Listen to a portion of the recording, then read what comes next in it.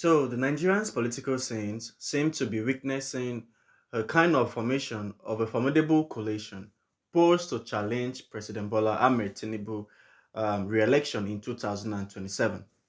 And obviously, this coalition looks like a combination of agitated political gladiators and former political enemies, spearheaded by former Vice President Atiku Abubakar and ex-governor of Kaduna State Nasiru Rufai.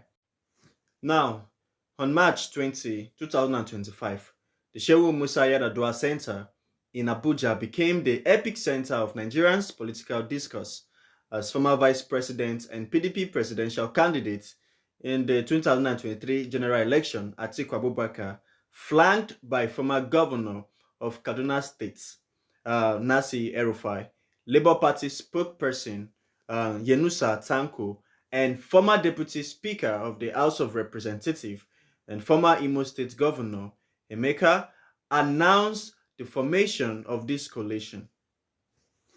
The assembly also included notable figures such as Babache Lawal, former Secretary to the Government of the Federation, Salihu Usman, former Director General of Progressive Governors Forum, and also Adamu Waziri, a former Minister of Police Affairs. Apologies were tendered on behalf of former governors Kayode Fayemi and Rotimi Amechi, who were unavoidably absent. The coalition's formation is a direct response to President Tinubu's recent declaration of state of emergency in Rivers State, a move that has been widely criticized as a blatant abuse of power and an unconstitutional maneuver to dismantle a democratically elected government. On March 18, 2015, Tinubu announced the suspension of Rivers State Governor Fubara, his deputy, and all state lawmakers, citing escalating security concerns and a political instability. This unprecedented action has been perceived by many as an overreach of executive power, with critics arguing that it undermined the very fabric of Nigeria's federalism, which was further perceived as a move to compensate Nyesom Wike, Bola Ahmed Tinubu's minister of the FCT, in the ongoing political rift with his successor and supposed political godson. Well, I think this has happened before. Bola Tinubu seemed to have followed a political template from the past. According to sources, this is not the first time Nigeria has witnessed such federal intervention in state affairs. In 2004, President Olusegun Obasanjo declared a state of emergency in Plateau State, suspending Governor Joshua Dariye amidst ethnic and religious violence. Similarly, in 2006, Ekiti State saw its governor Ayodele Fayose suspended under emergency rule due to political crisis. These instances were met with public outcry and debate over constitutional breaches, much like the current scenario in Rivers State. But Ahmed Tinubu seemed to have a flagrant disrespect for democratic norms via constitutional breaches. But how?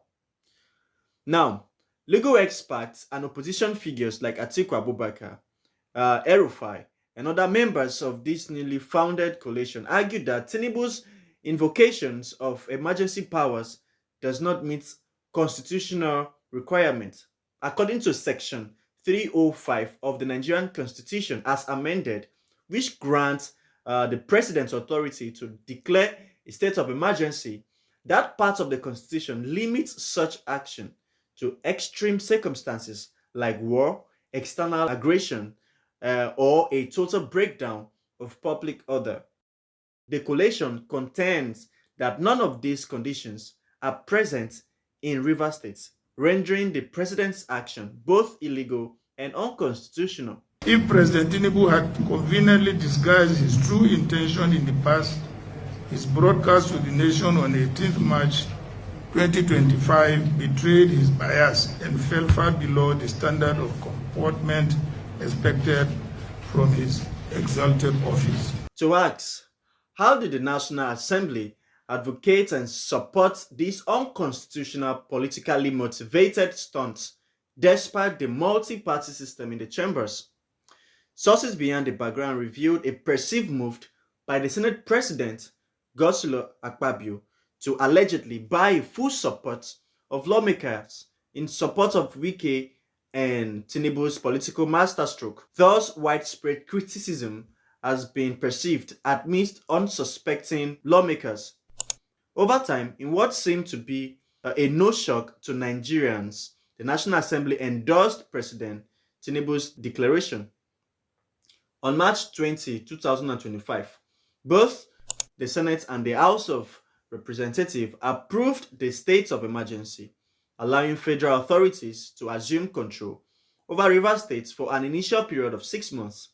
This endorsement has raised concerns about the erosions of checks and balances within Nigeria's democratic institution, with some accusing the legislature of being a rubber stamp for executive overreach.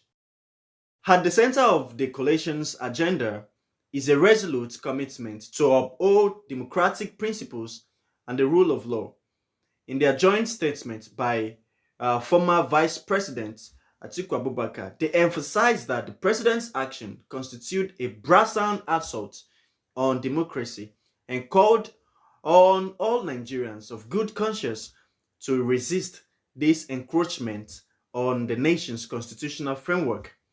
He went further to argue that Nigeria's constitution does not grant the president the power to remove an elected governor, deputy governor, or state legislature, and at that, such actions set a dangerous example and template and precedent for the future of the country's federal system. As Nigeria approaches the 2027 general election, the emergence of this coalition signifies a pivotal movement in the nation's political trajectory.